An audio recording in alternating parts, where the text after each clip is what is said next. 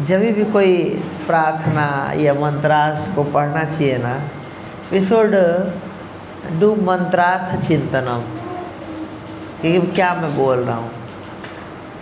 जैसे कि स्वयं रूपक कदा मह्यम ददाति स्वपदा, तो हे रूप गोस्वामी कब आप मेरे पे अपने चरण कमलों का पद अंतिकम कृपा देंगे।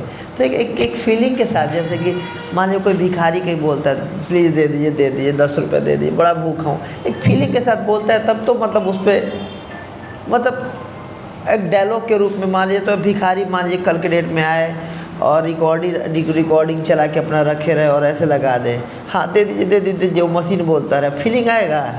नहीं आएगा। तो वैसे जब भी हमें प्रार्थना करना चाहिए तो एक कुछ स्पंदन हृदय में होना चाहिए ना, कि हम ये बोल रहे हैं। तो भगवान एक व्यक्ति का फीलिंग देखना चाहते हैं ना। शब्द तो आज के डेट में आप AI पे लिख दीजिए, ये क्या हर भाषा में हर फीलिंग के साथ गूगल जेमिनी क्या बोलते हैं, अरे हाँ एक SLL का एलेक्सा होता है ना, वो माता जी जो बोलती है, हाँ देखिए हर भाषा में हमसे अच्छा बोल सकती है वो। फिर तो एलेक्सा पे खूब कृपा हो जाएगा, भगवत हम हो जाएगी, है कि नहीं? तो इसीलिए पर्सनल फीलिंग के साथ प्रार्थना करना चाहिए। मतलब अगर हम वो करते हैं ना, शब्द वही रहेंगे लेकिन एक मूड, एक भाव, एक फीलिंग जनरेट होता है उसके साथ। जैसे रुक्मणी देवी चिट्ठी लिखेंगी तो क्या बहुत अच्छा उनके हृदय का फीलिंग है, उद्गार है उसमें। जैसे हमारा मुकुंद दर्शन बता रहे थे कि एक रात में लगभग 1600 किलोमीटर घोड़ा भगा के ले गए भगवान। बताइए 12 घंटे में 1600 किलोमीटर, मतलब कितना हुआ? 130-140 का स्पीड हुआ कि नहीं? घोड़ा को 130-140 की स्पीड में भगा के लेके देखिए कितना फीलिंग रहा होगा उस चिट्ठी में। और रात के अंधिया, अब तो रेड लाइट लाइट जले रहते हैं, लगे रहते हैं, है कि नहीं? पहले जब घोड़ा गाड़ी से लोग ट्रैवलिंग करते थे तो दिन में करते थे, शाम को रुक जाते थे, फिर दिन में करते थे। अंधेरे में जैसे आज के डेट में कार में टॉर्च होता है, लाइट जला दिए चलो जी चल रहे हैं। घोड़ा में थोड़ा ना टॉर्च होगा जो जला के चलेंगे। अंधेरी रात में भगवान भगा के ले गए बिल्कुल 150 किलोमीटर की स्पीड से घोड़ा। सोचिए क्या फीलिंग हुआ होगा वो 7 श्लोक में, क्या फीलिंग रहा होगा। अगर ऊपर सुपरफिशियली वही अगर एलेस्का से लिखवा दी रहती रुक्मणी देवी वो लेटर, तो भगवान भागते नहीं भागते। तो इसीलिए जो हमारा चिट्ठी होना चाहिए भगवान के सामने प्रार्थना, उसमें फीलिंग होना चाहिए। मैं देखता हूँ कौन में बहुत फीलिंग के साथ बहुत हृदय से प्रार्थना करते हैं, है कि नहीं साधु आदमी? तो हाँ निकाल दिए, ठीक है। देखते हैं कितना श्लोक हो पाता है। यथामति यथा श्रोतम, प्रयास करेंगे। तो बात उस समय की है जब रुक्मणी देवी को कृष्ण पसंद आ गए थे। आम बात है किसी लड़की को लड़का पसंद आ जाए। मम्मी से अपने बताई, अपने दोस्तों से बताई कि ये कृष्ण नामक जो लड़का है, आदमी है या भगवान है, जो भी है, मैं उनसे विवाह करना चाहती हूँ। मम्मी उनके खुश हो गई, देखिए इतना अच्छा बात करी हमारी बेटी। दोस्त लोग भी जो थी, सखी लोग, वो भी बहुत खुश हो गई। नॉर्मली पापा से तो बता नहीं सकती थी, पिटा उटा जाएंगे, डर होता है बच्चों को, या भाई लोगों से बताने में, दोस्तों से बता देता है आदमी। तो अब मम्मी उनके पिताजी से उनके बताई, पिताजी भी खुश हो गए कि अच्छा है हमारी बेटी कृष्ण से ब्याह करना चाहती है। तब तक बड़े भाई साहब आए और बहन बहुत अच्छा न्यूज़ लेके आया हूँ तुम्हारे लिए, बताइए भाई साहब, भैया क्या न्यूज़ है? तुम्हारा शादी तय करके आया हूँ। रुक्मणी देवी खुश हो गई कि भाई मैं तो अपने हृदय की बात बता रखी थी, सब लोग रेडी, लगता है कि हमारे भाई साहब करके आ गए हैं। तो बोले कि आपका मैं शादी शिशुपाल जी से तय करके आया हूँ। बताइए एंटी कृष्ण आदमी, वो लेफ्ट विंग वाले थे लगता है जो भी होंगे। तो रुक्मणी देवी को बहुत बुरा लगा कि हे भगवान क्या कर दिया इन्होंने। और बोला बस कुछ ही दिन में आपका शादी डन, 7 दिन के अंदर छठ मंगनी पत ब्याह है, लंबा नहीं करना है। उनको पता था कि ये कृष्ण कुछ गड़बड़ करेगा, तो इससे शादी तय कर दिए। तो रुक्मिणी देवी को क्या बिल्कुल कुछ समझ में नहीं आता, क्या करूँ अब, पूरे जीवन का सवाल है। तो उन्होंने एक चिट्ठी लिखा। आज के डेट में तो लोग जीमेल से ईमेल कर देते हैं, व्हाट्सएप कर देते हैं, पहले चिट्ठी चलता था। आप लोग के ज़माने में चिट्ठी चलता था ना? सरवार है प्रभु जी। तो पहले कोई मान ले किसी, तब फोटो मतलब जीमेल वगैरह थोड़ी ना होता, व्हाट्सएप थोड़ी ना होता था, तो जब चिट्ठी लिख के देना पड़ता था लड़की को। तो वैसे रुक्मिणी देवी ने चिट्ठी लिखा, और चिट्ठी अगर उनको देती कहार को या भाड़ को, जो चिट्ठी लेके जाया करते थे, तो लोग पैसे में बिक सकते थे। भाई राजा के आदमी है, राजा बोले कि मार दूंगा, सैलरी काट लूँगा, ये कर लूँगा, तो बंदी चिट्ठी दे देंगे। तो इसीलिए चिट्ठी पहुँचाया कैसे जाए, तो वो एक ब्राह्मण को दी कि ब्राह्मण ये पैसा पे नहीं बिकेगा, है कि नहीं, कि लेके जाओ और ये मेरा गोपनीय चिट्ठी है। देखिए, जो भी हमें भगवान प्रिय लगते हो, भगवान को प्राप्त करना हो, तो कुछ एंडेवर करना चाहिए, बस सोचने से कुछ नहीं होगा। हाँ ठीक है, भगवत धाम जाना है, भगवान को प्राप्त करना है, भगवान को ही प्राप्त करना है, और करके बस लेट गए सो गए चादर तान के, ऐसा थोड़ी ना होता है। कुछ एंडेवर करना पड़ता है भगवत प्राप्ति के लिए। जैसे रुक्मिणी देवी ने किया, सी वॉन्ट्स, वो चाहती थी कृष्ण से विवाह करना, उन्होंने चिट्ठी लिखा, एक रिस्क लिया। तो ये भी रुक्मिणी देवी के जीवन से शिक्षा मिलता है, चारे गण बताते हैं। तो बेसिकली हम 4 टीचिंग पे कभी बात करेंगे, अलग अलग वो आएगा।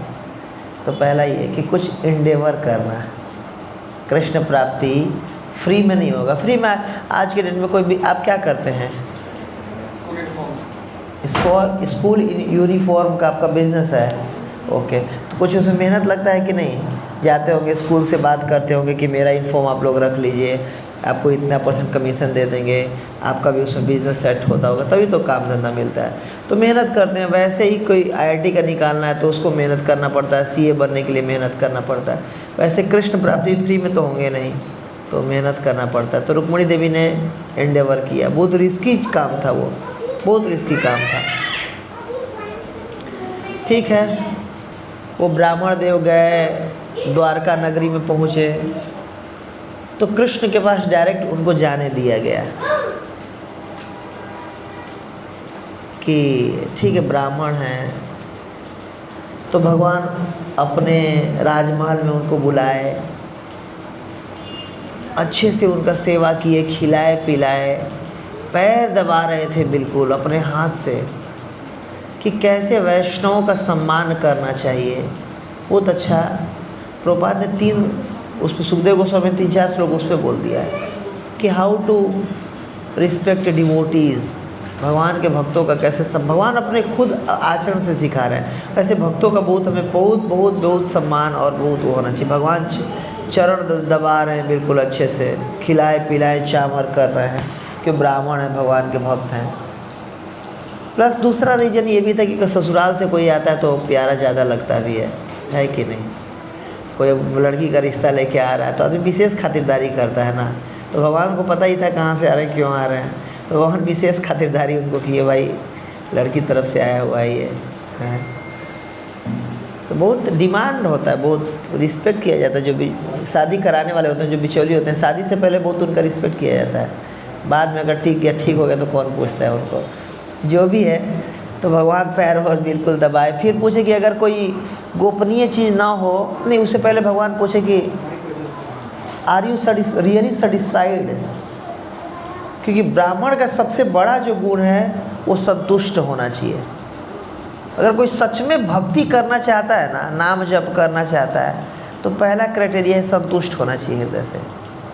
नहीं तो भोग ऐश्वर्य प्रसक्ता नाम तया अपरहित चेतसाम, मन में वही चलता रहेगा, यहाँ से माल आना है, यहाँ पैसा देना है, यहाँ पर ये ऑर्डर ही नहीं दिया इस बार, यहाँ पर पेमेंट फंसा हुआ है, यहाँ पर बच्चे का बिल देना है, ये करना है, पत्नी कैसी है दूसरे से बस बात करती है, ये लड़के नलायक के बात नहीं मानते हैं, वो जाके उसको बताऊँगा, यही सब चलता रहता है।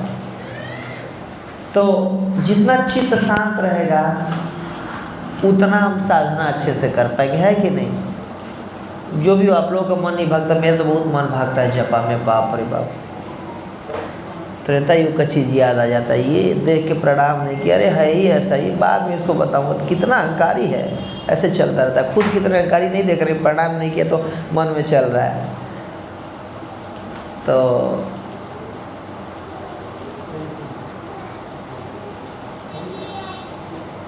भगवान पूछेंगे कि आप संतुष्ट हैं, तो पहला भक्त का क्वालिटी होना चाहिए संतुष्ट। संतुष्ट भगवान जब भक्तों में क्या मुझे प्रिय बताना शुरू किए,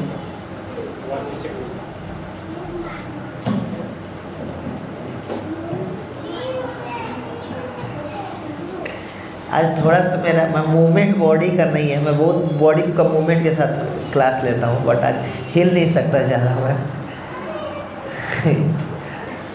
तो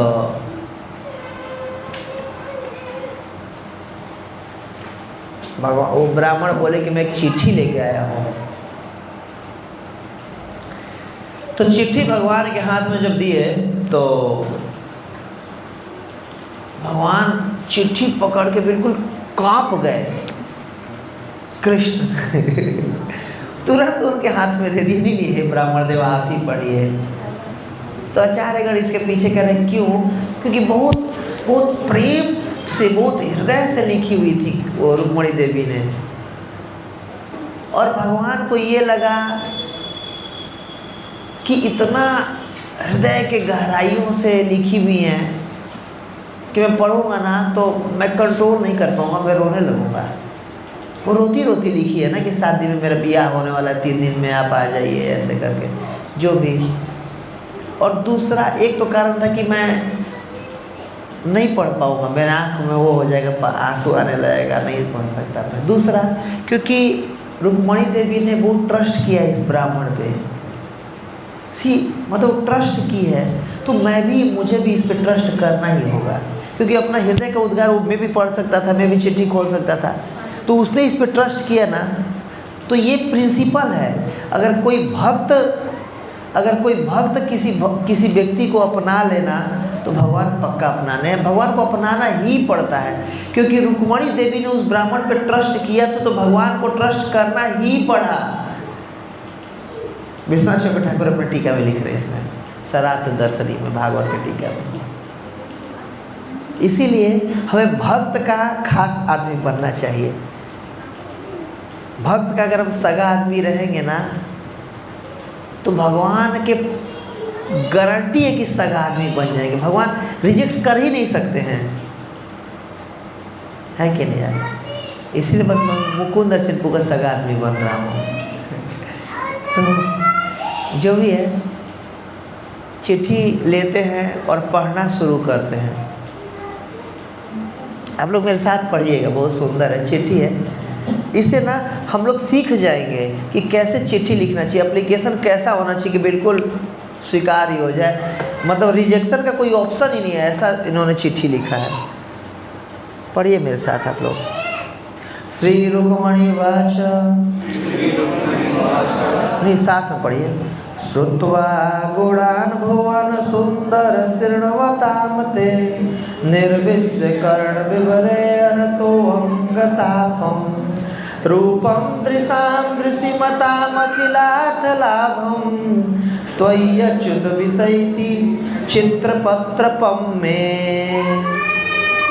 तो इसमें बोले कि श्रुत्वा गुणान् भुवन सुंदर शृण्वतां ते, श्रुत्वा सुन करके, गुणान आपके गुणों को,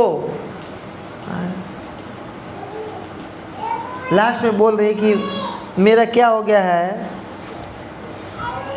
चित्रपत्र पम में, कि मेरा जो चित्त है वो निर्लज्ज हो गया है। निर्लज्ज हो गया है मतलब कि लाज शर्म खो दिया। मान लो भगवान ये सोच सकते थे ना कि कैसी लड़की है, जान न पहचान, देखा होगा है नहीं आज तक, और चिट्ठी लिख दी। कोई अच्छी लड़की चिट्ठी लिखती है किसी लड़के को? मान लो भगवान सोचेंगे कि अगर अच्छे घर तो बोल रही ना कि जैसे मेरा कोई गलती नहीं है, जो मेरा चित्त है, मेरा हृदय है, ये निर्लज्ज हो गया है, इसमें किसका गलती है? आपका गलती है।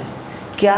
श्रुत्वा गुणान भुवन सुंदर श्रृणवतामते, हे भुवन सुंदर आपके गुणों को सुन करके, भुवन सुंदर इसमें बोल रही है। भुवन सुंदर में जो तीनों भुवनों में सबसे सुंदर हो। क्यों भुवन सुंदर बोल रही है? मान लीजिए कोई हमें बहुत सुंदर हो सकता है, मान लीजिए प्रभु जी बहुत सुंदर हैं, बहुत स्मार्ट हैं, तो आपसे कौन अट्रैक्ट होगा? वो आप नहीं, वो माता जी आपके पति देव नहीं है शायद हाँ। आपका विवाह हो गया है? नहीं हुआ अभी? फिर तो अच्छा है, आपको एक अच्छा एग्जाम्पल आएगा। मुझे लगा गलती तो मैं नहीं कर दूँ, किसी के पति देव को कुछ बोल दूँ। तो मान लिया बहुत सुंदर है, बहुत स्मार्ट है, बिल्कुल ऐप पैक वगैरह सब बना रखे हैं, जब ऐसे वो करते आईने में भी ऐसे करके देख लेते होंगे, आपसे कौन अट्रैक्ट होगा? चूही अट्रैक्ट होगी? बंदरी नहीं होगी? कोई लड़की अट्रैक्ट होगी? ये मान लीजिए कोई बंदरी है, बहुत सुंदर वो कर दी है, बहुत कान में वो कर दी है, नाक में पहन दी, लिपस्टिक लगा दी है, बहुत श्रृंगार कर लिए, उससे आप अट्रैक्ट हो जाएंगे? नहीं होंगे। लेकिन कृष्ण कैसे हैं? भुवन सुंदर, हर जीव कृष्ण से अट्रैक्ट होता है। वेणु गीत में कहा गया है जैसे देवता लोग की जो देवियां थी अपने पतियों के साथ विमान पे घूमती थी और वो देख करके कृष्ण की सुंदरता को बेहोश हो जाती थी। जो हिरणियां थी एक ऐसे देखती थी मानो पेंटिंग बना हुआ है, चित्र बना हुआ है दीवार में, एक टक कृष्ण को देखने लगती थी। जो बछड़े होते थे कृष्ण को देखते तो दूध पीते रहते थे, दूध पीना रोक करके एक टक कृष्ण को देखते रहते थे। गाय एक टक कृष्ण को देखने लगती थी। हर जीव कृष्ण से अट्रैक्ट होता है। राजसूय यज्ञ में बड़े बड़े यक्ष गंधर्व देवता किन्नर चानर विद्याधर ब्रह्मा विष्णु तक मौजूद थे, है कि नहीं? बड़े बड़े देवर्षि राजर्षि ब्रह्मर्षि सब थे, लेकिन फिर भी सब लोग कृष्ण को देखना चाहते। मरते समय भीष्म पितामह बोला है उन्होंने भी, त्रिभुवन कमनम तमाल वर्णम रविकर गौरवराम वरम दिधाने। तो वही बोल रही है यहाँ पर, श्रुत्वा गुणान भुवन सुंदर, कि आप तीनों भुवनों में सबसे सुंदर हैं। श्रोतामते, आपके गुणों को सुन करके निर्विश्य कर्ण विवरे अर्हतो अंग तापम, निर्विश्य कर्ण की कानों के जब छेद में आपके गुणों का, आपके महिमा का गान जब जाता है ना, और हतो अंग तापम, तो जितना हमारे शरीर का, मन का, अंग का जो ताप होता है, ये भौतिक ताप, ये सब हर लेता है आपका गुणगान।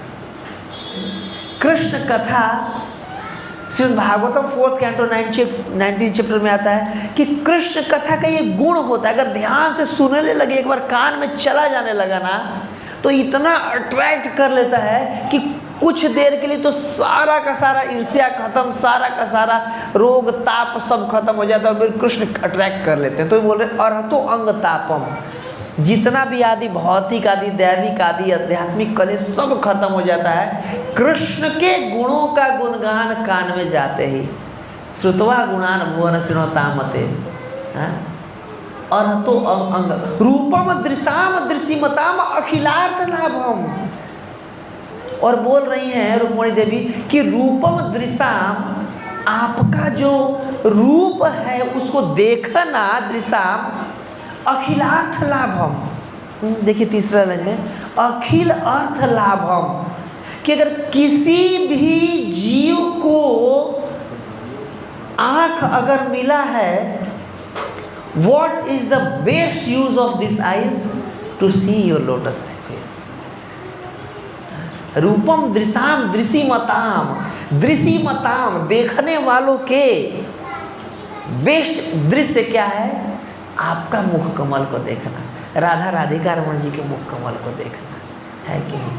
अखिलार्थ लाभम, ये परफेक्शन है आँखों का, आपके मुख कमल के, आपके चरण कमल का दर्शन करना, है कि नहीं? रूपम दृशाम दृशिमताम अखिलार्थ लाभम।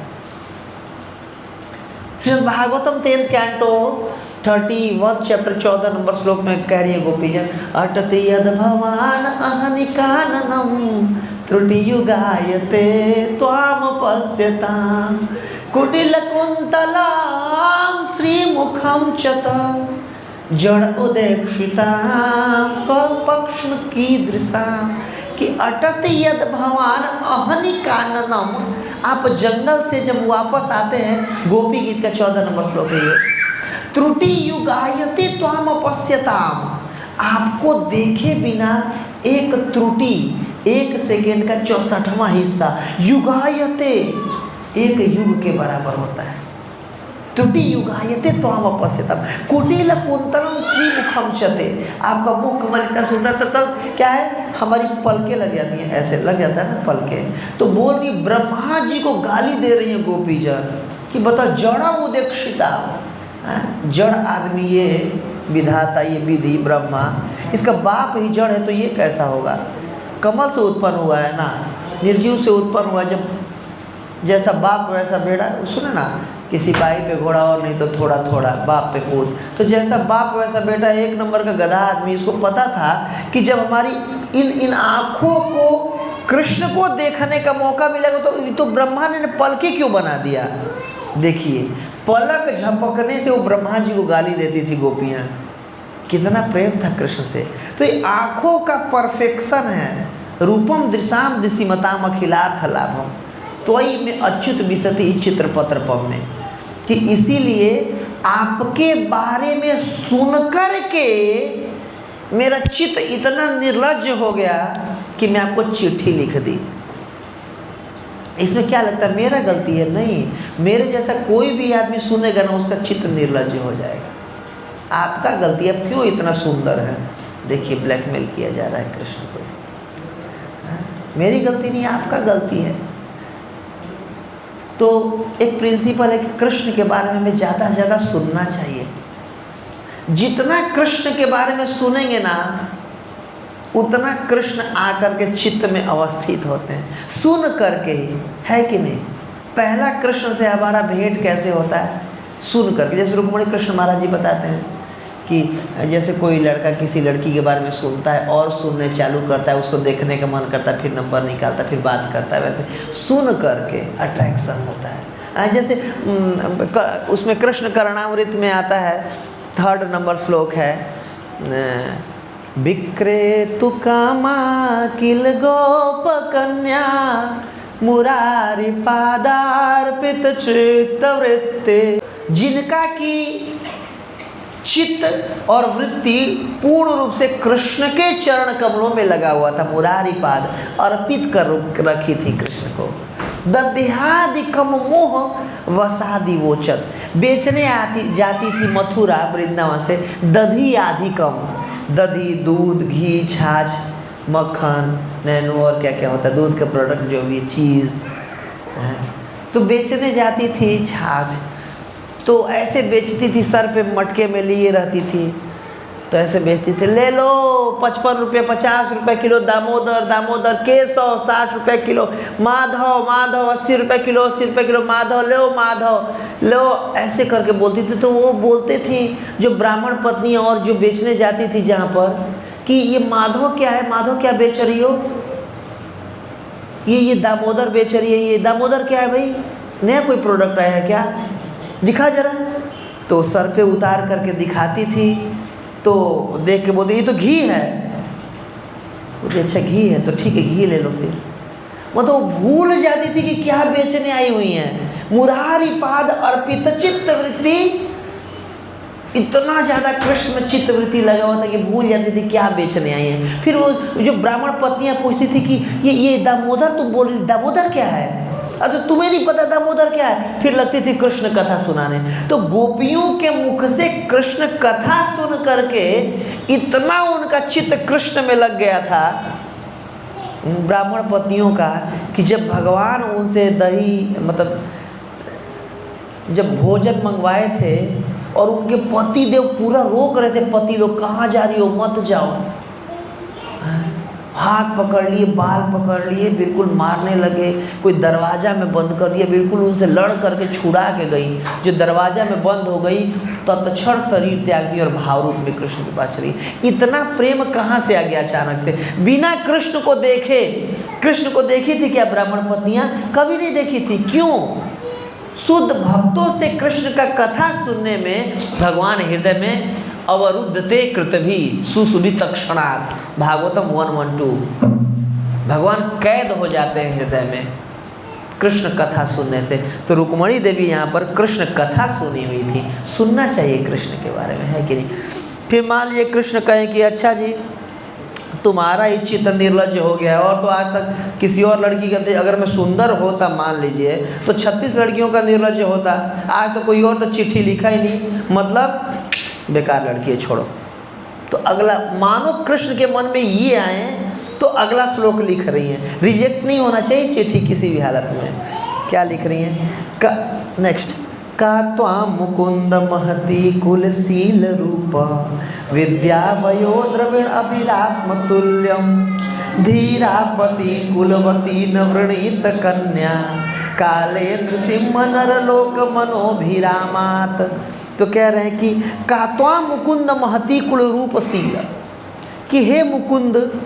मुकुंद मतलब जिसका जो मुख है कुंद फूल की भांति है, मतलब खिले हुए फूल के भांति सुंदर जिसका मुख है। और मुकुंद मुक्ति के दाता कोई बोलते हैं। तो एक तो आप सुंदर हो प्लस आप ही मुक्ति के दाता हो, क्योंकि मैं फंसी हुई हूँ। तो दोनों अर्थ में यहाँ पर मुकुंद लिख रही हैं। एक एक शब्द बहुत महत्वपूर्ण है इनके लेटर का। कात्वा मुकुंद महती कुलशील रूप विद्या वयो द्रविण अभिर आत्मतुल्यम। इन 6 चीज़ों में हे मुकुंद आप कैसे हैं? आत्मतुल्यम। आत्मतुल्य मतलब कोई टक्कर नहीं है आपका। आपका टक्कर बस आप ही से हो सकता है। किन किन क्षेत्रों में? कुल मतलब खानदान होता ना, कि मैं पता है कितने बड़े खानदान का हूँ, चाचा विधायक हैं हमारे, हल्के मत लीजिएगा। होता ना बड़े खानदान का हूँ मैं। तो कुल किसके खानदान के? ये आती महाराज पुरोरवा महाराज के खानदान के हैं। तो कृष्ण अपने आप में बड़े खानदान का होगा, चंद्रवंशी हैं। और शील मतलब होता है आचरण, ऐसा व्यवहार करना कि दूसरा उद्विग्न न हो। तो भगवान आचरण करने में भी बिल्कुल परफेक्ट थे। परफेक्ट आचरण। कैसे आचरण? मतलब कैसे बताऊँ आप लोगों को? अच्छा आचरण जैसे कि आता है ना भागवतम 41 चैप्टर में, बरहा पीडम नटवर बपूह कर्णयोः कर्णिकारम बिभ्रदवास कनक कपिसं वैजयंतीं च मालाम रंध्रण वेणु। तो इसमें पहला लाइन बस मैं लूँगा, लंबा श्लोक है कि भगवान जब जाते थे बरहा पीडम नटवर बपुह कर्णयोः कर्णिकारम, कि सज धज के भगवान जब चलते थे बालों में अपने मोर का पंख लगा करके वन में, तो कर्णयोः दोनों कानों पर कर्णिकारम एक फूल लगाते थे। तो 2 कान पे आदमी एक फूल कैसे लगा सकता है? तो श्रीधर स्वामी अपना टीका में कह रहे हैं क्योंकि जब जाते थे तो बलराम जी साथ में रहते थे ना, और उसमें क्योंकि रंध्राण वेणु अधर सुधया पूरेन गोप वृंदई वृंदारण्यम स्वपाद रमणम प्राविशद गीत कीर्तई, कि सारी जो रंध्र में वेणु के छेद में पूरित करते थे अपने अधर से अमृत पूरित करते थे, और सारी गोपियों को बुलाते थे, आ जाओ मैं यहाँ पर जा रहा हूँ आज ऐसे करने। तो सारी गोपियाँ कृष्ण को देखने के लिए गेट पे आ जाती थी, कोई बछड़ा लेने के बहाने, कोई अलापना बनाने के, कोई झाड़ू लगाने बुहारने के बनाने, कोई रंगोली बनाने, कुछ न कुछ काम लेके, कोई लिपने के बहाने गेट पे आ जाती थी। क्या लक्ष्य होता था? कृष्ण को देखने। बिना काम के नहीं, बिना काम के आ जाएगी तो कोई क्या देख रही है? लड़के को देख रही, चलो। तो इसलिए कुछ काम को लेके आती थी। और कृष्ण भी चल रहे हैं तो दोस्त लोग हैं हजारों, बड़े भाई साहब भी हैं। अब बड़े भाई साहब के सामने मान लीजिए कोई छोटा भाई साहब है, अपनी गर्लफ्रेंड को देखें, भाई साहब क्या सोचेंगे? अच्छा लड़की देख रहा है। तो इसलिए कर्णयोः कर्णिकारम, दोनों कानों पे एक फूल, मतलब ये ऐसे करके एक फूल ऐसे लगाते थे, फिर इशारा करने के लिए कि इधर जाऊँगा, फिर इधर जाऊँगा, फिर इधर जाऊँगा, इधर उनको इशारा में बताते थे यहाँ जा रहा हूँ, आ जाना वहाँ पर। देखिए तो कैसे डील करना होता है, सील उसको बोलते हैं, हाउ टू डील। जैसे अपोजिट सिचुएशन हो, कोई मान लो गृहस्थ हैं, उनको पत्नी को भी मना के रखना है और पत्नी और सास में सेट रहे दोनों को, माँ को भी खुश रखना, पत्नी को भी खुश रहना, तो ये टैलेंट होता है कि नहीं, ये इसमें भगवान एक्सपर्ट हैं, इसको सील कहते हैं। तो बोले कात्वा मुकुंद कुलशील रूपम, तीसरा जो गुण है रूपम, इसमें तो कहना ही क्या बात, हमने चर्चा किया भगवान कितने सुंदर थे। और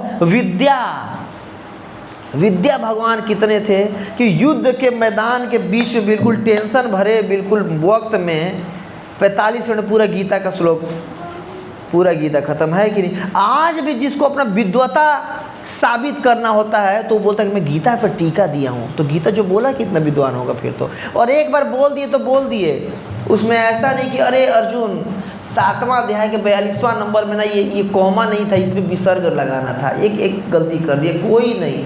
जैसे भारत का संविधान 1 साल में लिखा गया, 36 चेंज हो गया कि नहीं, वो एक बार में बोल दिए युगों के लिए, कोई चेंज नहीं, जो बोला हूँ परफेक्ट बिल्कुल। ये विद्या है भगवान का।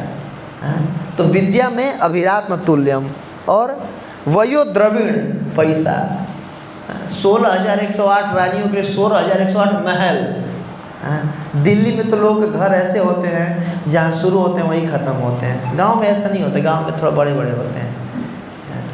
तो जब मैं गांव का हूँ, मैं शहर का नहीं हूँ, तो एक से बड़े बड़े महल, ऐसा नहीं कि मतलब चलो 4 शादी कर लिए तो चारों के लिए एक घर में एक रूम में, वो एक रूम में, ऐसा नहीं कि महल, और महलों का वर्णन आता है, बाप रे बाप, पढ़िए कितना बड़ा, तो बहुत आप अमीर हैं। अभिरात्म तुल्यम, तो इन 6 चीज़ों में आपकी तुलना बस आपसे हो सकती है।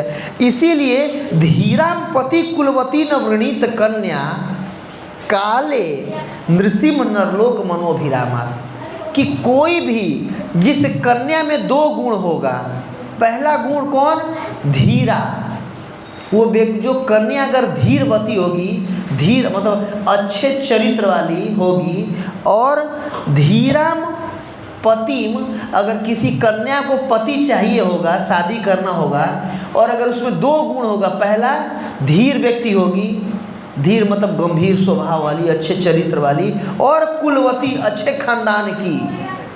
अब इनडायरेक्टली अपने आप के बारे में बता रही हैं, आप जो हैं आपका तो कोई टक्कर नहीं है, लेकिन मैं भी हल्की नहीं हूँ, मैं भी धीर हूँ और कुलवती हूँ।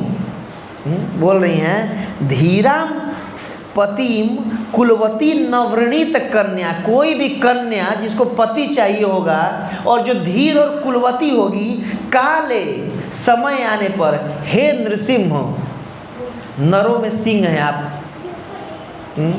काले नृसिंह नरलोक मनोभिरामात, कि नरलोक में मतलब आप नृसिंह हैं। अब देखिए किसी से भी कोई काम करवाना होता है ना, तो उसको चढ़ाना चाहिए पहले। जैसे मुकुंद दर्शन जी मुझे चढ़ा रहे थे अभी, इनको पता था मैं दवाई खा के जस्ट लेटा था, बड़ा वो चलो चलो आज भर तो कुछ चढ़ाते नहीं तो मैं बाद में बोलता ना, तो इसलिए चढ़ा रहे थे। तो वैसे रुक्मणी देवी उसको भाई बड़ा काम करवाना ही, बताएंगे क्या करना है अभी अगले श्लोक में। तो बोल आप नृसिंह है, मतलब किसी भी मान लीजिए कोई लड़की हो, चढ़ा दे कि अरे आप ऐसे हैं, आप ये कर सकते हैं, वो कर सकते हैं, आदमी भी बिल्कुल करके हाँ बताओ क्या करना है। तो वैसे ही बोल रही हैं काले नृसिंह, आप नरों में शेर हैं, बिल्कुल कुछ भी कर सकते हैं बिल्कुल। और नरलोक मनो अभिरामा, एक तो आप बहुत बलवान भी हैं और आप बहुत सुंदर हैं। देखिए जैसे कोई माताएं होती हैं, उनको सुंदरता का बड़ाई किया जाता है कि आप कितनी सुंदर लग रही हैं, आहा आपका मुंह कितना सुंदर है, आपका कितना अंग सुंदर है, तो लड़की को लगता है कि हाँ बस होना चाहिए। आदमी को सुंदरता के लिए आपका बहुत मुंह सुंदर लग रहा है, नहीं इससे नहीं होगा, ताकत का भी करना पड़ेगा। मैन को दोनों चीज़ चाहिए होता है। एक इस्कॉन का एक में पढ़ा था, उसमें बीटीजी में, हाँ स्त्रियां जैसे अंग प्रदर्शन करती हैं, उनको वो दिखाना अच्छा लगता है और पुरुष को देखना अच्छा लगता है। और चेतन चरणपू लिखे हुए थे ये। वैसे स्वभाव होता है आदमी को ना दोनों चीज़ का, उसके उसके मतलब कि कितना मैं बलवान हूँ उसका भी बड़ाई करना पड़ेगा अगर काम करवाना है तो। किसी में कि आप इतना पोस्ट है, पावरफुल हैं, अगर किसी के पोस्ट से कुछ काम करवाना है तो किसी शक्ति से तो दोनों चढ़ाना पड़ेगा। ये पूरा वो है, छतरानी है ना, तो कैसे किसी से काम करवाना चाहिए पूरा आता है इनको पूरा। मतलब कि आदमी बिल्कुल हाँ वो जस्ट बोलो क्या करना है तुरंत। तो मान लो कि ये सुन करके अब कृष्ण बोल दिए, मन में आए कि बताओ जल्दी क्या करना है, तो अगला बता रही हैं अब अगला श्लोक में। इसीलिए बोली मनो अभिरामात, आप इतने सुंदर हैं कि मन को बिल्कुल अभिरामात, मन हमारा रमण करने लगता है, इतने सुंदर हैं। सच में कृष्ण इतने सुंदर हैं। एक्चुअली भागवतम 3rd कैंटो में आता है कि युद्ध के मैदान में, महाभारत के युद्ध में, तथैव चान्यम नरलोक वीरा यह आहवे कृष्ण मुखारविंदम नेत्रैः पीबंतो नयनाभिरामम पार्थास्त्र पूता पद्मापुरस्य। विदुर जी कह रहे हैं, उद्धव जी विदुर जी से रोते हुए कह रहे हैं कि ओह महाभारत के युद्ध में तथैव च अन्यम नरलोक वीरा, सारे राजा लोग उपस्थित थे और कृष्ण अर्जुन के रथ के सामने बैठे रहते थे, और जब भी अर्जुन किसी से लड़ने जाते थे कृष्ण उनको देख के मुस्कुरा देते थे, बस हो गए बोल्ड। नेत्रैः पिबंतो नयनाभिरामम, नैनों को, आँखों को इतने सुंदर लगते थे कृष्ण ना कि जैसे मानो आँखों से आदमी पी जाए उसको। नेत्रैः पिबंतो, सोचिए कोई मरने वाला व्यक्ति है, अर्जुन सामने बाण तान के खड़ा, बचेंगे क्या? अति रति है, और मरने वाले व्यक्ति को भी इतना सुंदर कि एक टक देखने लगता था। मान लीजिए आपको फांसी का सजा सुनाया जाना हो और आपको कहा जाए कि खुद बहुत सुंदर आपको गुलाब जामुन खिलाया जाएगा, मन करेगा खाने का? नहीं मन कर, अगले मिनट लटकने वाला हूँ। ये खूब सुंदर बिल्कुल ऐश्वर्या राय के साथ आपको भोग करने का, बहुत सुंदर लड़की के साथ मेरे मन करेगा? नहीं, मरना है आदमी को। लेकिन कृष्ण इतने सुंदर थे कि एक मरने वाले व्यक्ति भी अट्रैक्ट हो जाते थे कृष्ण के। तब तक पार्थास्त्र पूता पद्मापुरस्य, पार्थ का अस्त्र आता था, छाती छेद करता था और पद्मापुरस्य भगवत धाम चले जाते थे वो। तो कृष्ण इतने सुंदर थे कि मरने वाला व्यक्ति भी एक टक कृष्ण को देखने लगता था, भूल जाता था अर्जुन बाण लेके सामने खड़ा है। सोचिए कितने सुंदर होंगे, कितने ही सुंदर होंगे, हम तो कल्पना भी नहीं कर सकते कितने सुंदर होंगे कृष्ण, है कि नहीं? तो ये बोल रही मनो अभिरामाता, बहुत सुंदर है। 3rd श्लोक, तन्मे भवान खलु वृतपतिरंग जायाम आत्म अर्पितस्य भवतो अत्र विभो विधेहि मां वीर भागम अभिविशत चैद्य आराध गोमायु इव मृगपते बलिम अंबुजाक्ष। तो अब इस श्लोक में अब कृष्ण तो चढ़ गए हैं, अब बोल रहे, मान लो अगर मन कृष्ण को रेडी हो गया, हाँ सही बात कह रही है, कोई अगर अच्छी लड़की होगी, मैं तो अच्छा हूँ ही, तो मुझे ही तो चाहेगी ना। और एक समय में श्रीधर स्वामी अपने टीका बोली, काले नरसिंह बोल रही हैं कि अभी आपका समय नहीं आया है, समय आएगा तो अभी मैं चिट्ठी लिखी हूँ और भी कई सारी आप में चिट्ठियाँ आएंगी। अभी 16,108 भी रोहिणी देवी वो चिट्ठी लिख के भेजी थी ना, तो और भी चिट्ठी, क्योंकि आप हैं इस लायक, आप वो चिट्ठी आएंगे। काले, अभी मेरा काल आ गया है, काल मतलब समय आ गया विवाह का, इसलिए मैं लिख रहा हूँ। और भी कई जो गुणवती और अच्छे कुल वाली होंगी आपको लिखेंगी। तो भविष्यवाणी भी रुक्मणी देवी की है, आचार्य बताते हैं इस टीका में। तो बोले कात्वाम मुकुंद महती हो गया, तन में भवान खलु वृतपतिरंग जायाम, कि तन में भवान रिस्पेक्ट देके बोलिए, तुम योम भवान मतलब रिस्पेक्ट में हुआ कि आपको मैं खलु वृतपतिम, आपको मैं पति रूप में मान चुकी हूँ, और अपने आप को जाया, आपकी पत्नी के रूप में मैं स्वीकार कर चुकी हूँ। ठीक है, तन में भवान वृतपतिरंग जायम आत्म अर्पितश्च, और पूर्ण रूप से अपने आप को आपको अर्पित कर चुकी हूँ, आत्म अर्पितश्च। और क्या कह रही, भवतो अत्र विभो विधेहि, कि हे विभो, दोबारा से चढ़ा रही हैं, विभो आप महान हैं, आप हल्के फुल्के थोड़ी ना हैं। और मैं अपने आप को पूर्ण रूप से आपको समर्पित कर चुकी हूँ। फिर आगे कह रही है माँ वीर भागो। अब आप बहुत सुंदर हैं, बलवान भी हैं, और अपने आप को मैं अर्पित कर चुकी, तो आपको क्या करना है? अब मान लो कृष्ण को लेकर बात सही है, तुम तो कर दियो, मुझे क्या करना, मुझे मेरा टास्क बताओ। तो माँ वीर भाग अबीर और सतु चैद्यम आराध। आगे करें गोमायु इव मृगपते बलिम अंबुजाक्ष। कि माँ देखिए, मैं नहीं वीर भागम, आपके जैसे वीर व्यक्ति का मैं भाग हूँ। तो जैसे कि गोमायु बोलते हैं सियार को, और मृगपति मृगों में पति शेर को बोलते हैं। कि जैसे अगर शेर कोई शिकार किया हो, हिरण को मारा हो, और आ करके सियार छीन के लेके जाए उस हिरण को, किसकी बेइज्जती होगी? हिरण की क्या इज्जत जो उसकी बेइज्जती होगी? शेर की बेइज्जती होगी। कैसा ही शेर है, सियार छीन के ले गया उसके मुंह से हिरण, कैसा शेर है? तो वैसे मैं आत्म अर्पितस्य, अपने आप को आपको अर्पित कर चुकी हूँ। और वो सियार रूपी अगर आ गया, कौन? शिशुपाल, और मुझे उठा के अगर छीन के तरह से या विवाह करके ले गया, तो क्या लगता है? हमारा छोड़िए, अपना सोचिए, क्या लगता है भविष्य में कोई अपने आप को अर्पित करेगा? आपको कोई भक्त बनेगा आपका? लोग कहेंगे नहीं, अरे एक लड़की थी विवाह करना चाहती, कुछ नहीं कर पाए, छोड़ो, इनके सर में नहीं जाना है, बचाते नहीं है। कोई आपका भक्त नहीं बनेगा। अपना देखिए, आपका मार्केट वैल्यू कम हो जाएगा, शेयर सारा गिर जाएगा आपका। अगर चाहते हैं बना के रखना अपना मार्केट वैल्यू, तो क्या करिए, आइए और मुझे ले जाइए सियार आराध। जो ये सियार है, हुआ करते हुए सब आए हुए हैं, शिशुपाल आदि और सब, एक भी मैं वीर भाग, आपकी भाग हूँ, अगर ये छू दिए तो आपका बेइज्जती होगा। कितना सुंदर ब्लैकमेल है कि नहीं? बताइए, स्त्रियाँ एक्सपर्ट होती हैं इसमें। आगे बढ़ते हैं हम, चलिए टाइम कम है। पुत्रश्च दश्च नियम व्रतदेव विप्र गुरु अर्चना अलम भगव आदि भी अलम भगवान परेश आराधितो यदि ग्रदागज एत्य पाणी गृहातु में न दमगोस सुताद अन्यो। बहुत सुंदर ये प्रार्थना है। अब मान लीजिए कृष्ण को बोल दी कि ठीक है, तुम मेरी भाव को समर्पित कर चुकी हो, मैं आके ले जाऊं। कृष्ण मन में सोचे कि तुम्हें पता है मैं कौन हूँ? परम पुरुषोत्तम भगवान हूँ मैं, और तुम कौन हो? एक छोटे से देश के छोटे से राज्य की छोटी सी कन्या हो तुम।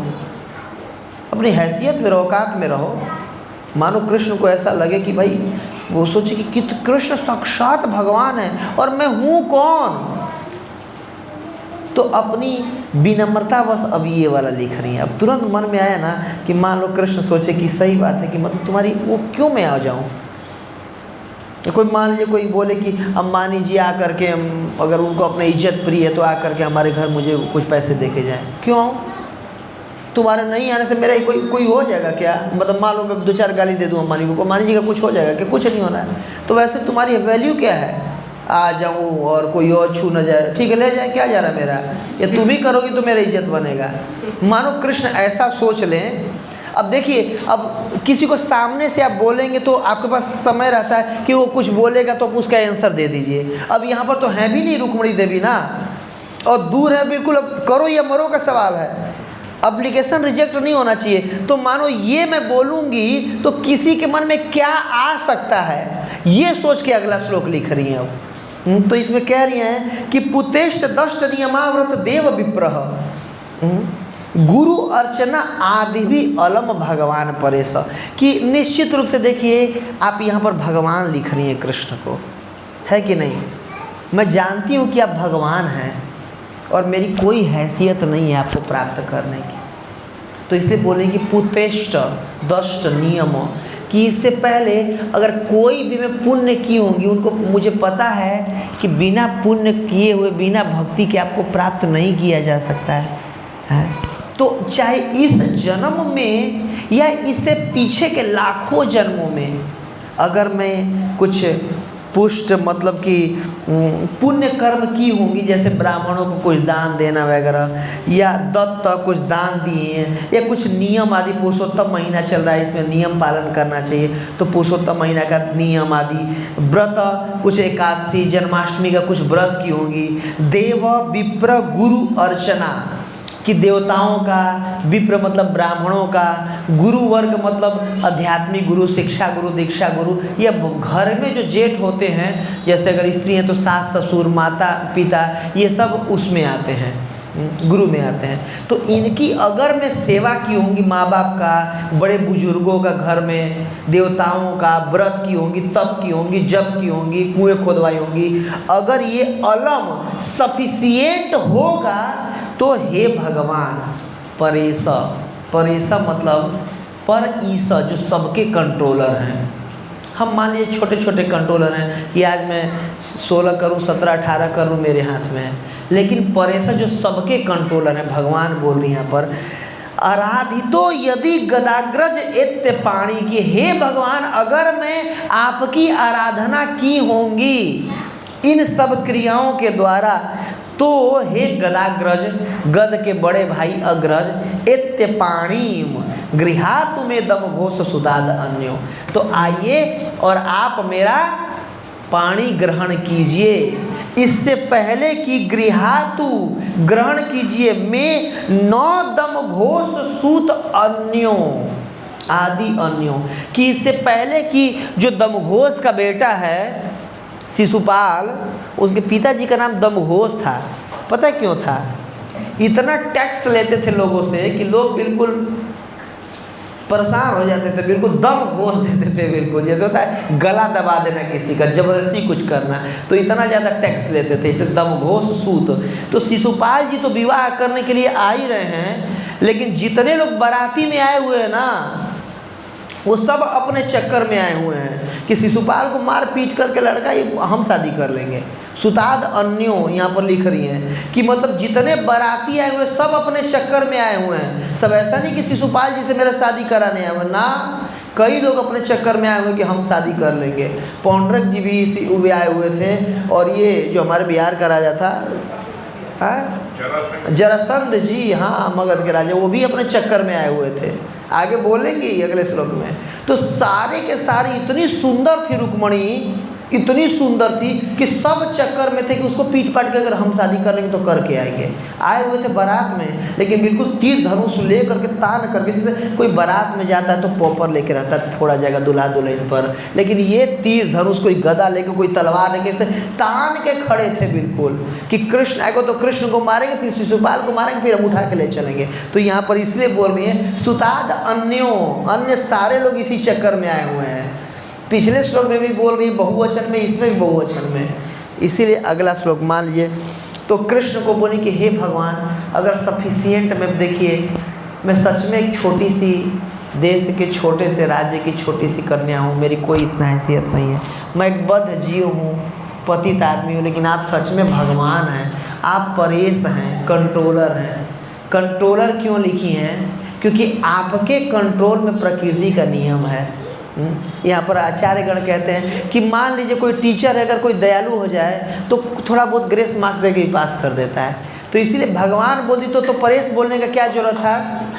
तो इसलिए बोल दी क्योंकि आपके कंट्रोल में सब कुछ है। मतलब अगर थोड़ा बहुत मेरा अगर सफिशिएंट है तो ठीक ही है, अगर मैं पासिंग मार्क्स ला दी तो ठीक ही है, अगर न भी नहीं तो आप कंट्रोलर हैं, परेश आप ईश हैं, कंट्रोलर हैं, आप थोड़ा सा बढ़ा दीजिएगा हैं, तब बढ़ा करके क्या कीजिएगा, आइए। और इससे पहले कि ये भाई लोग आए, भाई लोग तो नहीं, पति लोग, ये जो भी कह सकते हैं, पति भी नहीं कहेंगे, जो आ करके इससे पहले ये लोग विवाह करें, आप आ करके गृहातु में आ करके ग्रहण करिए एत्य पाणी। ठीक है, मान लीजिए कृष्ण का मन बन गया कि चलो चलता हूँ सच में वो करके, लेकिन जाऊँगा कैसे, स्टडी वगैरह की रहने दूँ या चलूँ, या जाके तो कैसे उठाऊँगा, कैसे वो करके आऊँगा। तो बोलते हैं कि अगले में वो बोल रही कि नहीं मैं बताती हूँ कैसे करना है। छत्राणी थी ना, बिल्कुल उपाय भी पूरा लिख के दे रही है। अगर मन बन गया, अगर चिट्ठी पॉजिटिव रही तो कैसे आके करना है, तो इस श्लोक में बता रही, क्या कह रही है पढ़िए। अस्वभाविनी त्वम जितोद्वहने विदर्भान् गुप्तः समेत्य पृतनापति भी परित निर्मथ्य चैद्य मगधेन्द्र बलम प्रसीय माँ राक्षसेन विधि उद्वतो वीर्य शुल्कान। उद्वहन वीर्य शुल्कान। तो आगे बोल रही है। अब देखिए रुक्मणी देवी के मन में ऐसा लग रहा है कि अगर आए युद्ध करने के लिए, अभी वो भी तो अभी 16 साल के छोटे बालक ही है ना, कोई इतना बलवान यहाँ पर है, कुछ कृष्ण को न हो जाए। जैसे कोई माँ भेजती है बच्चे को तो बोलती है कोई ट्रेन में अगर अकेले जा रहा हो कुछ दे तो खाना मत, सिखा के भेजती है ना, कि ताकि ये दूर हो तो मन में लगता है कि पता नहीं खाया होगा नहीं खाया होगा, कुछ दिक्कत तो नहीं हो रहा होगा, हॉस्टल में अगर बच्चा रह रहा हो। तो वैसे इनको कृष्ण के प्रति फीलिंग आ रहा है कि बेचारे आएंगे कुछ हो न जाए, इसलिए इस श्लोक को लिख रही हैं कि अश्व भवानी त्वम जितो उद्वहने विदर्भान। आप जब विदर्भ में आइएगा मुझे जीतने के लिए तो गुप्त विधि से आइएगा, ओपनली बता के नहीं, सब इस ताक में सबको पता है कि कृष्ण आएगा, इसीलिए आप कैसे आइएगा, गुप्त रूप से आइएगा। और समेत पृतनापति भी परितः, कि अपने अच्छे जो सैनिकों को बॉडीगार्ड लेकर के आइएगा, अकेले मत आइएगा। मानो पहले बोल रही कि भगवान, लेकिन जहाँ प्रेम होता है ना, प्रेमवश आदमी उस व्यक्ति के सुरक्षा वगैरह के बारे में सोचने लगता है। जब भगवान बोल दी तो बोलने की क्या ज़रूरत है कि आप सुरक्षा कीजिएगा, भगवान है तो आप कंट्रोलर बोल रही हैं, भगवान बोल रही हैं, कुछ भी कर सकते हैं, लेकिन प्रेम बस कि आप कैसे आइएगा, अपने प्रमुख सैनिकों को लेके आइएगा, गुप्त विधि में सैनिकों से घिरे रहिएगा, ताकि अगर वो लोग अटैक करे भी तो आपका प्रोटेक्शन हो सके। आगे कह रही और क्या आके क्या करना है, निर्मथ्य, भगवान को याद दिला रही हैं कि आ करके मत दीजिए। कैसे मत दीजिए, जैसे कि आपने समुद्र मंथन करवाया था, 5 अवतार लिए थे भगवान समुद्र मंथन में, कच्छप के रूप में, धन्वंतरी के रूप में, और बाद में जो पिलाई थी सबको मोहिनी के रूप में, अजीत के रूप में और हरि के रूप में, 5 अवतार लिए थे। क्यों? आपको अमृत चाहिए था? नहीं, आपको अपनी पत्नी चाहिए थी, आपको लक्ष्मी चाहिए थी। तो वहाँ पर जैसे एक पत्नी के चक्कर में, लक्ष्मी जी के चक्कर में आपने समुद्र का मंथन करवा दिया, वैसे ही सेम वही काम करना है, अलग कुछ भी नहीं करना है, जो आप किए हुए उसी को रिपीट कर देना है। तो बोले निर्मथ्य, आ करके यहाँ पर मथ दीजिए। किसको मथ दीजिए? तो निर्मथ चैद्य मग इंद्र बलम प्रसिह्य, कि चैद्य जो छेदी देश का राजा था, दमघोष उसका बेटा शिशुपाल, तो चैद्य आदि और भी, और मगधेंद्र, मगध का जो इंद्र था, कौन? मगध देश का राजा जरासंध। तो जरासंध अपनी 22 अछौड़ी सेना लेके दोबारा आया हुआ था, और वो सारे सैनिक, ये लोग बारात में नहीं, बारात में जाता है लोग अकेले गिफ्ट लेके जाते हैं ना, ये लोग तीर धनुष गदा भाला लेके गए हुए थे, बिल्कुल तैयार थे ऐसे मारने के लिए। तो बोल रहे हैं कि जब आप आइएगा तो ऐसे नहीं कि लोग हाथ में पॉपर लिए होंगे, पॉपर के अंदर भी तलवार लिए होंगे ऐसे करके मारने के लिए। तो यहाँ पर पूरा प्लानिंग है कि आपको मारना है, और दूसरा कोई प्लानिंग ही नहीं है इन लोगों का, सब अपना दुश्मनी निकालने के लिए आए हुए हैं। तो सबको की के मथ दीजिएगा, मथनी से, जैसे दूध को मथ के उसमें से नैनू निकाल दिया जाता है ना, वैसे इनको मथ करके मुझे निकाल के ले जाइएगा, जैसे आप समुद्र को मथ करके लक्ष्मी निकाल ले गए थे। याद दिला रही है रुक्मणी देवी। तो बोले निर्मथ चैद्य मगधेंद्र बलम, इन सारे बल को मथ करके, और माँ राक्षसेन विधि, मुझे राक्षस विधि से वीर्य शुल्कान, वीरता का शुल्क चुका करके और मुझे उठा करके आप ले जाइएगा। देखिए 8 तरीका होता है विवाह करने का, देव विवाह, गंधर्व विवाह, ब्राह्मण विवाह, यक्ष विवाह, चारण विवाह, राक्षस विवाह। तो उसमें से राक्षस विवाह मतलब लड़की के घर वाले रेडी ना हो और ज़बरदस्ती लड़की को उठा के ले जाकर विवाह कर लेना, इसको कौन सा विवाह कहते हैं? राक्षस विवाह। बोल रही हैं माँ राक्षसेन, हाँ, इस श्लोक में बोली है, माँ राक्षसेन विधि, मेरी राक्षस विधि से आइए उद्वहतो वीर्य शुल्का, वीरता का शुल्क चुका करके राक्षस विधि से मुझे उठा के ले जाइए और विवाह करिए, उपाय पूरा बताइए।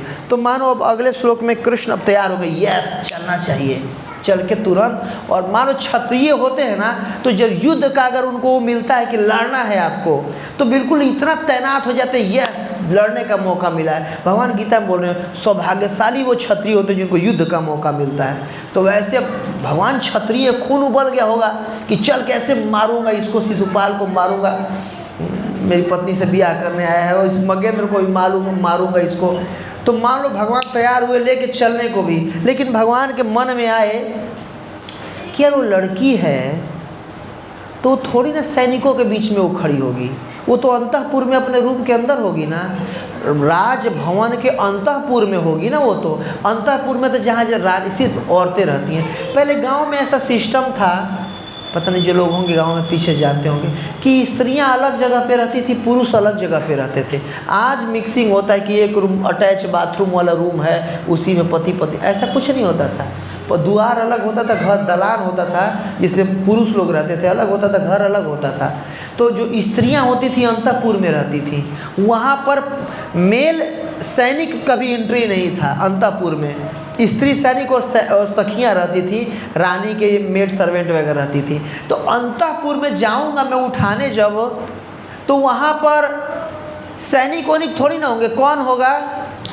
जो उसकी कुछ सखियाँ होंगी, बहनें होंगी, माँ होगी, मौसी होगी, बुआ होगी। शादी में तो लोग सब रिश्तेदार लोग आए होते हैं ना, तो अंतःपुर में तो सारी स्त्रियाँ होंगी। और जाऊँगा उठाने तो ये लोग रोकेंगी नहीं, रोकेंगी निश्चित रूप से, कोई लड़की थोड़ी ना उठाने देगा।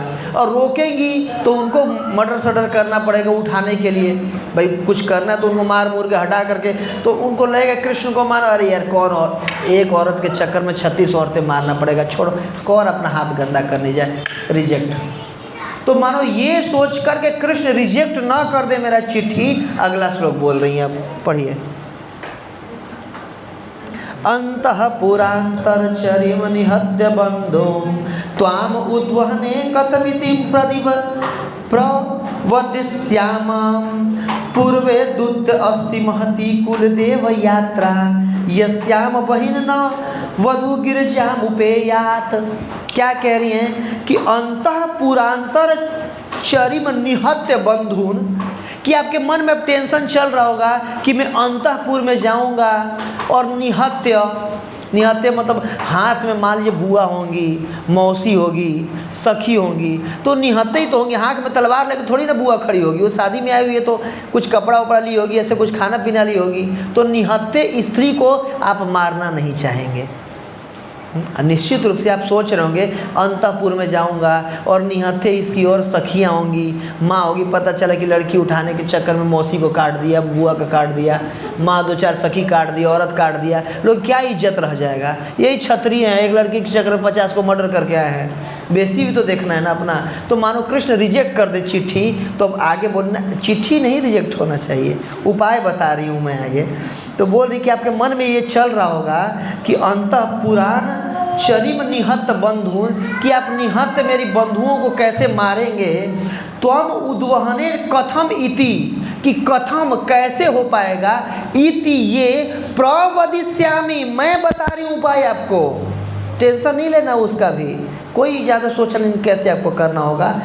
पूर्वे दूति अस्ति महती कुल देव यात्रा, कि पूर्व में विवाह के एक दिन पूर्व संध्या को जो लड़की होती है जिसका शादी होने वाला होता है, वो कुल देवी की यात्रा में जाती है। आज भी गांव में ना, गांव के बाहर काली माई का मंदिर होता है, आप देखे होंगे। और विवाह जिस लड़की का होना होता है ना, वो डाल चढ़ाना उसको बोलते हैं गांव में।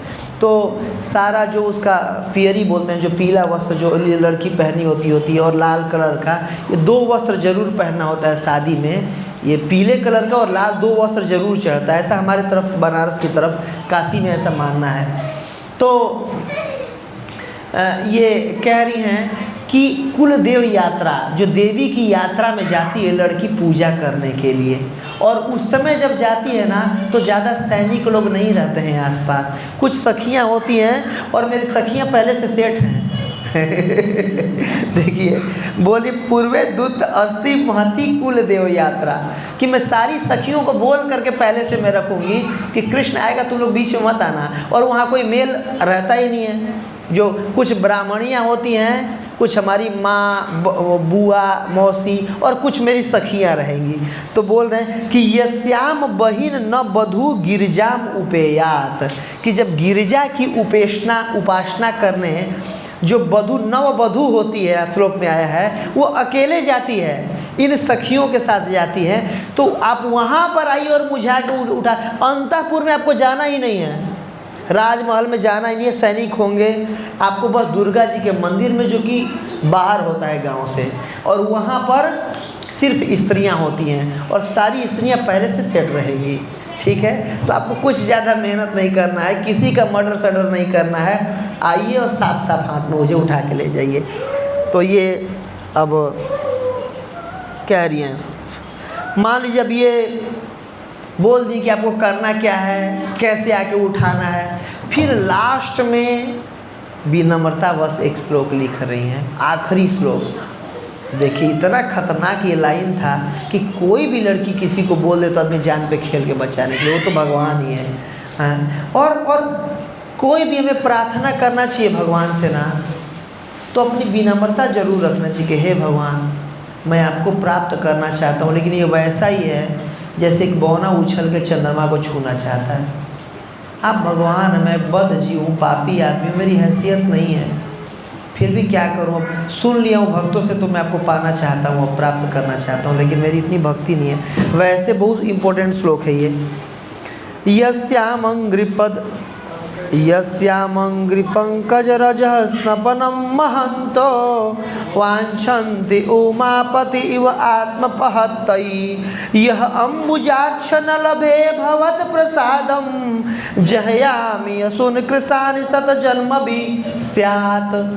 क्या कह रही हैं रुक्मणी देवी कि यह अम्बुजा यस्यांग्रि पंकज रजः स्नपनम महंतो, यस अंग्री पंकज रजः, कि आप कौन हैं, आपके चरण कमलों का रज, यस अंग्री पंकज रजः है कि नहीं, रज, आपके चरण कमलों का धूल भी, स्नपनम महंतो, महान महान साधु जन भी आपके चरण कमल की धूलि का वांछा करते हैं। वांछन्ति, और कौन, उमापति, अरे बड़े बड़े साधुओं का क्या कहना, साक्षात उमापति भी, उमापति कौन है, शिव जी। अगर किसी का कुछ बड़ाई करना हो, मान लीजिए कि अरे मुकुंद दर्शन प्रभु कितने अच्छे भक्त हैं, इतने अच्छे व्यक्ति हैं, इतना बड़े आदमी हैं, मोदी जी तक इनके फैन हैं, अगर कह दिया जाए कि मोदी जी फैन हैं, तो योगी जी, अमित शाह जी, और ये जी और ये जी और हम जी, हमारी बात क्या किया जाए जब इतने बड़े आदमी फैन हैं। तो अगर किसी को मतलब इनके चरण कमलों की धूली बड़े बड़े लोग चाहते हैं, कौन, वांछन्ति उमापति, अरे साक्षात शिव जी चाहते हैं। वैष्णवा नाम यथा शंभु, तो और वैष्णव का कहना ही क्या, और देवों में महादेव, तो और देवों का कहना ही क्या, मतलब सब लोग चाहते हैं कुल मिला करके। कहने का अर्थ है कि वांछन्ति उमापति इव आत्मपहतो महतोपहत्तई, कि अपने को शुद्ध करने के लिए, अपने तमोगुण को मिटाने के लिए, भव सागर से पार करने के लिए शिव जी तक व्यक्ति भी आपके चरण कमल की धूल के लिए तरसते रहते हैं। ये अपनी विनम्रता बता रही है, विनम्रता बस लिख रही है कि मैं क्या ही चीज़ हूँ, जब शिव जी जैसे व्यक्ति आपके चरण कमल के धूल के लिए तरस रहे हैं, और मैं बोल रही हूँ कि आप साक्षात आके उठा के ले जाइए, कितनी बड़ी बात बोल रही हूँ, इतना मेरा थोड़ी ना हैसियत है। आप इतने बड़े व्यक्ति हैं, कौन नहीं चाहता आपको प्राप्त करना, मैं कैसे ही प्राप्त कर लूँगी, और मैं कितना वैसा निर्लज्ज हूँ, मैं बोल रही हूँ आपको आने के लिए, मेरी क्या बिसात है। तो इसलिए बोल रही है कि देखिए, जो मेरे हृदय में था मैं बोल दी, अब अगर नहीं आएंगे, मान लीजिए रिजेक्ट, अगर एक्सेप्ट हो गया तो आके उठा के ले जाएंगे, और अगर नहीं आएंगे तो मैं क्या करूँगी, मैं अब बता देती हूँ। तो कह रही हैं कि यह अम्बुजाक्ष न लभे भवत प्रसादम, कि हे अम्बुजाक्ष, अक्ष मतलब आँख, अम्बुज मतलब अम्बुह दयती इति अम्बुदः, जो पानी से जिसका जन्म होता हो, कमल। तो हे कमलाक्ष, कमल के जैसे सुंदर नयन वाले कृष्ण, कि यह अम्बुजाक्ष न लभे भवत प्रसादम, कि अगर आपकी कृपा को मैं प्राप्त नहीं कर पाई, means if you will not come, तो मैं क्या करूँगी, जहयामि असून कृषान सत जन्म भी स्यात्, कि इस शरीर को व्रत करके तप करके जला दूंगी मैं, बिल्कुल पतली हो जाऊंगी, सूख हो जाऊंगी, कुछ खाऊंगी नहीं, पीऊंगी नहीं, आपका इंतज़ार करूंगी आपसे विवाह करने के लिए, कि विवाह करूंगी तो आप ही से करूंगी, प्राप्त करूंगी तो आप ही को करूंगी, और अगर नहीं आए तो ये मत सोचिएगा कि शिवसुपाल से मैं उसके छूने से पहले मैं इसमें क्या बोली, जहयामी, जला दूंगी, अपने आप को नष्ट कर दूंगी। जयामी असून, व्रत करके कृषान, और कब, इस जन्म में मैं प्रयास करूंगी आपको प्राप्त करने का, नहीं मिलेंगे दोबारा जन्म लूंगी, दोबारा प्राप्त करूंगी, आप ही को प्रयास करूंगी प्राप्त करने का, नहीं मिल पाएंगे, व्रत करके तप करके उस जन्म को भी जला दूंगी, तिबारा जन्म लूंगी, प्राप्त करने का आप ही को प्रयास करूंगी। कब तक, 100 जन्म लूंगी, लेकिन प्राप्त किसको करूंगी, आप ही को। 100 जन्म के बाद बस 101 नहीं, स्यात्, लोट लकार में बोल रही हैं कि सैकड़ों बार सैकड़ों जन्म लूंगी, व्रत करूंगी, तप करूंगी, शरीर को जला दूंगी, लेकिन प्राप्त करूंगी तो आपको ही प्राप्त करूंगी, आपके अलावा और कोई नहीं चाहिए। बोली हरि बोल। देखिए कितना खतरनाक आखिरी में लाइन है, हाँ? मतलब उनका क्या भावना है कि कृष्ण ही चाहिए, और हमारा क्या है, कृष्ण भी चाहिए। रुक्मिणी कृष्ण महाराज बताते हैं कृष्ण भी चाहिए, अच्छा घर भी चाहिए, अच्छा पत्नी भी चाहिए, गाड़ी भी अच्छा मिल जाए अच्छा रहेगा, फ़ोन भी एप्पल का चाहिए, और कृष्ण भी चाहिए, नहीं कृष्ण ही चाहिए। तो बोलिए रुक्मिणी देवी ना कि 100 जन्म भी स्यात्, सैकड़ों बार जन्म लूँगी, मरूंगी, केवल आपको प्राप्त करने का प्रयास करूँगी और कोई और नहीं चाहिए। अगर ऐसा इच्छा हो किसी का तो कृष्ण क्यों नहीं मिलेंगे, है कि नहीं। कितना अच्छा लेटर है। ठीक है, टाइम हो गया है, thank you very much. Rukmini Devi की जय। और जब भगवान चिट्ठी सुनने के बाद क्या बोले पता है, ब्राह्मण से अगले श्लोक में बोले कि हे ब्राह्मण देव, मैं सच बताऊं ना, नहीं हो गया सारा लेटर हो गया। अब ब्राह्मण ऊँचू ब्राह्मण अपना बात बोलता है कि देखिए ये चिट्ठी था, अब आपको जो करना है वो करिए। तो भगवान ब्राह्मण का हाथ पकड़ कर बोलते हैं, हे ब्राह्मण देव देखिए, मैं ना पिछले कई रातों से मैं सो नहीं पा रहा हूँ, रुक्मिणी को इतना याद कर रहा हूँ। देखिए इतना कृष्ण कभी रुक्मिणी देवी को देखे हैं ना, रुक्मिणी देवी कभी कृष्ण को देखी हैं, देखे हैं क्या, दोनों में से कोई नहीं। ये भगवत प्रेम, अगर भगवान को याद करना या किसी भौतिक व्यक्ति को याद करने में ये अंतर है। मान लीजिए आपकी अपनी पत्नी को खूब याद करें कि वो कितनी अच्छी मेरी पत्नी है, कितनी अच्छी पत्नी थी, और याद करके मतलब कुछ भी कर ले, मर भी जाए, उनको पता भी नहीं चलेगा याद कर रहे हैं कि नहीं। लेकिन ये देखिए विदर्भ में याद कर रही हूँ, द्वारका में भगवान बैठे हैं, है कि नहीं, और भगवान को पता था कि वो याद कर रही हूँ, और क्योंकि वो कई दिनों से सो नहीं पा रही थी कि मेरा शादी होगा नहीं होगा क्या होगा, कृष्ण बोल रहे हैं कि मैं ना कई दिनों से सो नहीं पा रहा हूँ उसकी याद में। देखिए हम थोड़ा भी अगर कृष्ण को याद करेंगे, कृष्ण को पता रहेगा कि हमें याद कर रहा है ये व्यक्ति। ये कृष्ण का प्रेम है।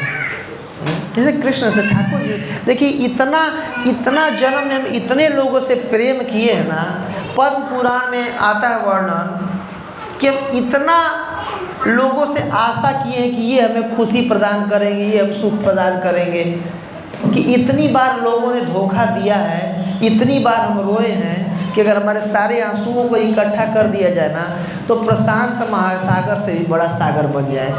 और इतनी बार हम जन्म लिए हैं और अलग अलग लोगों को खुश करने का खुद कोशिश किए हैं कि अगर हमारे हड्डियों को इकट्ठा कर दीजिए, इतनी बार मरे हैं तो मेरू पर्वत से बड़ा हड्डियों का कंकाल हो जाए हमारा। इतनी बार जन्म हम ले चुके हैं, इतनी बार हम रो चुके हैं, और किससे किससे नहीं कि ये पति ये मुझे सुख करेंगे, ये मुझे पत्नी ये सुख प्रदान करेंगी, ये मेरा बेटा सुखी रहेगा, ये मेरा देश प्रधानमंत्री जी, मुख्यमंत्री जी, और ये मुझे ऑफिस का बॉस या एम्प्लॉय ये वो ये सुखी करेंगे। कोई नहीं करेगा, कृष्ण करेंगे, अल्टीमेटली कृष्ण करेंगे।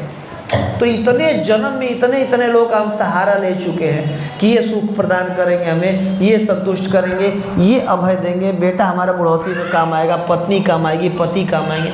एक्चुअली में कृष्ण काम आएंगे।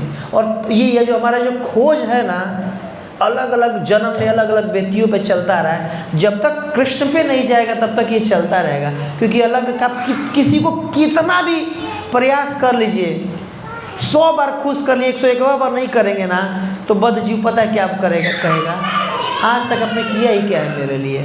जैसे बच्चे बड़े होके बोल देते हैं किया ही क्या आपने मेरे लिए। सैकड़ों बार खुश कर लेंगे तो भी, लेकिन कृष्ण अगर एक बार भी खुश करेंगे ना, याद रखते हैं। जैसे द्रौपदी देवी, उनका हाथ कट गया था, वो थोड़ा सा उससे बांध दी थी अपने साड़ी फाड़ करके। भगवान याद रखे, साड़ी का अवतार ले लिए, है कि नहीं। तो इसीलिए अपने जो प्रेम का लक्ष्य है कृष्ण को बनाना चाहिए। देखिए हम बद्ध जीव में होता नहीं है, बोलने की बात है, बोलना आसान है, मैं बस बोल दे रहा हूँ, बट प्रयास करना चाहिए। एटलीस्ट फिलोसफिकली जब हम सुनते हैं तो कि ठीक है, किसको मतलब क्या पहली बार जन्म ले रहा हूँ, सैकड़ों बार पत्नी बन के रह गया, पति बनाऊँ, बच्चा बनाऊँ, बाप बनाऊँ, दादा बनाऊँ, क्या नहीं बनाऊँ।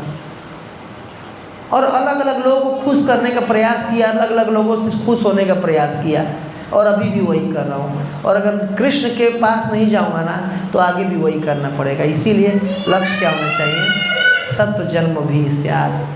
तब सब मिल करके मुझे आशीर्वाद दीजिएगा कि बोलना आसान है, कि ऐसा चेतना मती हो पाए कि हे ठाकुर जी अब बस आप चाहिए, राधा राधिका रमण जी, और कोई नहीं चाहिए। बहुत लोगों को प्रयास करने का। अब सब हाथ जोड़िए एक बार, 1 मिनट प्रार्थना करते हैं।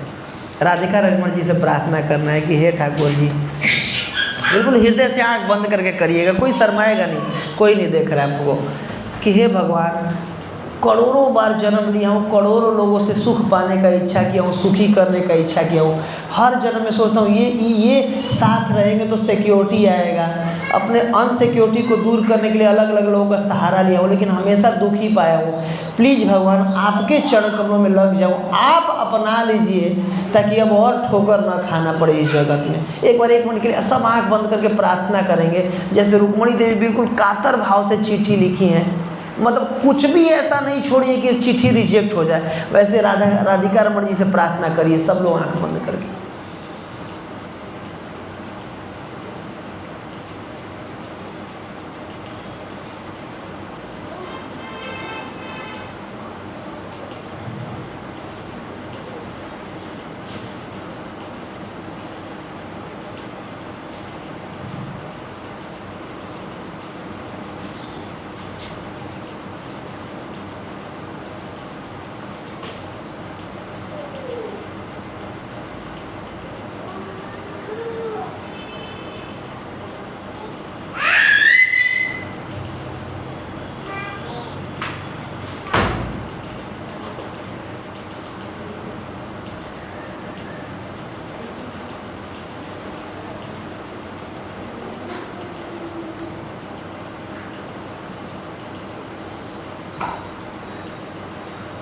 हरे कृष्णा कृष्णा कृष्णा हरे हरे, हरे राम राम राम हरे हरे।